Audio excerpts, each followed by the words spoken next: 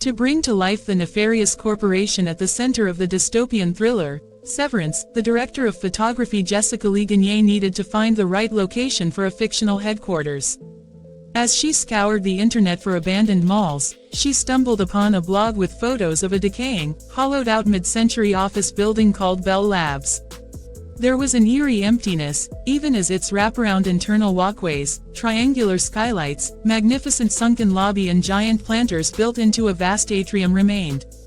Ms. Gagne typed Bell Labs into Google Maps and zoomed into Homedale, a rural town in central New Jersey. When I saw the overhead of it, I was like, this can't be true, she said. Is this a real place? Within days, she and Ben Stiller, the director and an executive producer of the serial for Apple TV+, went to New Jersey. They drove up the winding access road, passing a looming, three-legged whitewater tower shaped like a transistor radio.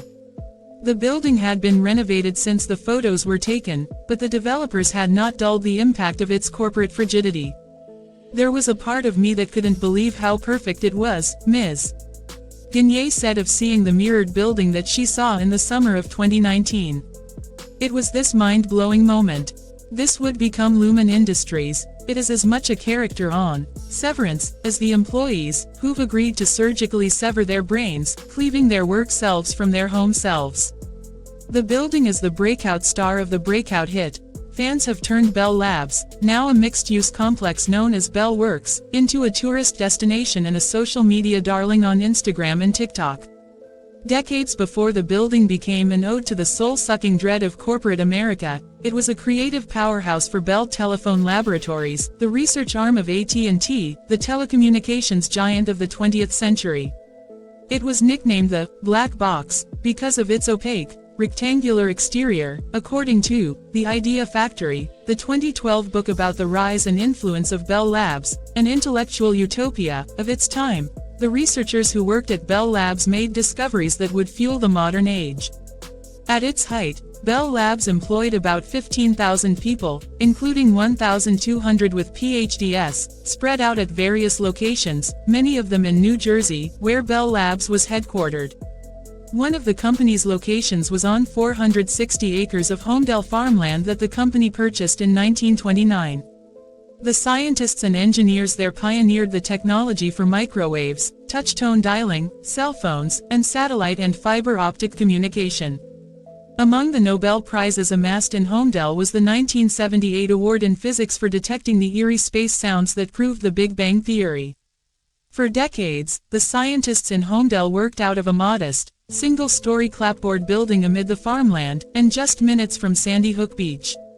In 1958, the company hired the Finnish-American architect Eero Saarinen to design a modern, and much larger facility for its growing workforce. This would be among the final projects for Saarinen, the designer of the Gateway Arch in St. Louis and the TWA building at Kennedy Airport.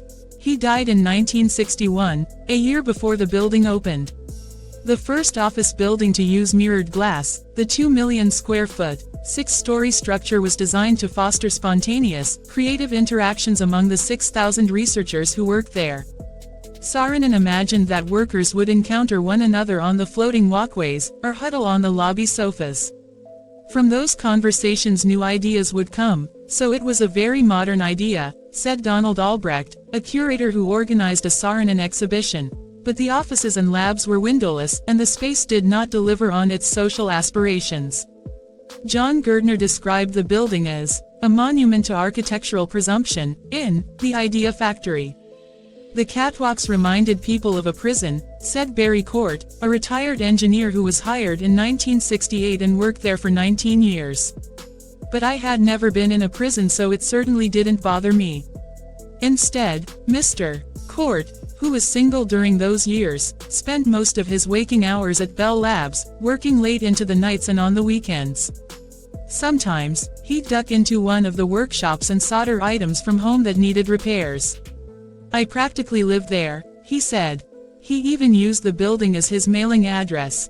In 1982, the federal government settled its antitrust cases against AT&T, prompting the breakup of the company and ending its monopolistic hold over the telecommunications industry. Within a few years the research at Bell Labs was in decline. By 2006, the Homedale building, by then owned by Alcatel-Lucent, a French telecommunications company, was facing possible demolition. An international outcry from the science community saved it. In 2013 a new developer bought and renovated the black box, transforming the quarter-mile-long atrium into an indoor promenade lined with shops, a food court and a library. The upper floors have offices. On a recent afternoon, people walked their dogs and pushed strollers through the atrium. Remote workers sat with laptops in the sunken conversation pit, on sofas and at bistro tables. Toddlers played on artificial turf and lounged on beanbags. Standing in an indoor grove of potted fiddle leaf figs, Rick Ely, a Bell Works security guard, told a reporter that the periodic Severance shoots make for a welcome distraction. The crew brings in ice by the truckload, spraying the berm and trees with crushed ice, and laying snow blankets on the ground to create the eternal winter vibe of the show. For Ms. Gagne, who directed a recent episode, Bell Labs feels like a metaphor for the show's so-called innas and outies, the work selves and home selves. She said she sees the opaque glass facade as a reflection of the characters. Who they really are on the inside, she said, is a lot darker than who they are on the outside.